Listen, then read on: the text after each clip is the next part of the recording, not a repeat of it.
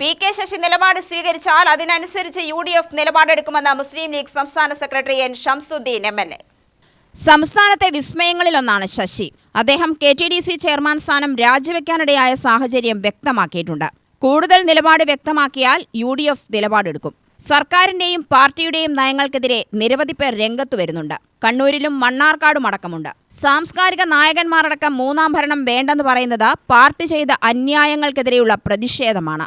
ഒറ്റപ്പാലത്തെ ശശിയുടെ സ്ഥാനാർത്ഥിത്വ കാര്യത്തിൽ എല്ലാ സൂചനകളും ഊഹങ്ങളുമാണ്. എന്താണ് ശശിയുടെ നിലപാടെന്ന് ഞങ്ങൾ നോക്കുകയാണ്. എങ്ങനെയാണ് മുന്നോട്ടു പോകുന്നത് അത് വ്യക്തമാക്കുമ്പോൾ തീർച്ചയായും ഞങ്ങളുടെ പ്രതികരണം ഉണ്ടാവുമെന്നും ഷംസുദ്ദീൻ പറഞ്ഞു. സഹകരിക്കാൻ തയ്യാറുള്ളവരുമായി സഹകരിക്കും. മണ്ണാർക്കാട് പൊതുരംഗത്ത് പതിറ്റാണ്ടുകളായി പ്രവർത്തിക്കുന്ന ശശിയുമായി മണ്ണാർക്കാടിന്റെ വികസന കാര്യത്തിൽ എനിക്ക് ബന്ധമുണ്ട്. UDFിലേക്ക് ക്ഷണിച്ചുവോ എന്ന് പറയാനാവില്ല. ബാക്കി പിന്നെ പറയാം, MLA വ്യക്തമാക്കി. പാലക്കാട്ടും കേരളത്തിൽ മൊത്തത്തിലും ഇടതുപക്ഷവുമായി ബന്ധപ്പെട്ട് പല വിസ്മയങ്ങളും ഉണ്ടാകും.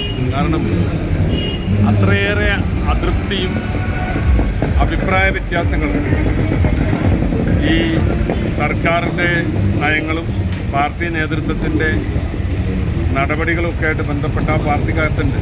അപ്പോൾ പാലക്കാട്ട് മണ്ണാർക്കാടും പ്രധാനമായും അതുപോലെ തന്നെ മറ്റ് മേഖലകളിലൊക്കെ കുറേ പ്രശ്നങ്ങളുണ്ട്. കണ്ണൂരിലുണ്ട്, തൃശ്ശൂരിലുണ്ട്, ഒട്ടുമിക്ക ജില്ലകളിലും തെക്കൻ ജില്ലകളിലൊക്കെ ഉണ്ട്.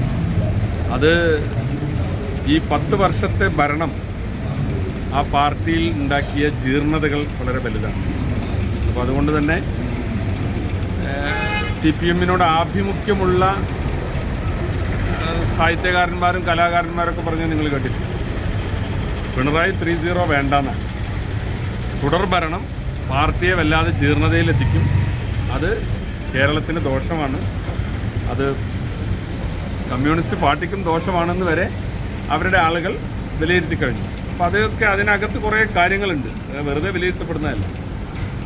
ഇവിടെ നിങ്ങൾ ചോദിച്ചത് നമുക്കൊക്കെ പ്രിയങ്കരനായ നമ്മുടെ മണ്ണാർക്കാട് പൊതുരംഗത്ത് പതിറ്റാണ്ടുകളായിട്ടുള്ള ശ്രീ P.K. ശശി അദ്ദേഹം വഹിച്ചിരുന്ന ഒരു പദവിയിൽ നിന്ന് ഇപ്പോൾ രാജിവെച്ചതുമായി ബന്ധപ്പെട്ടാണ്.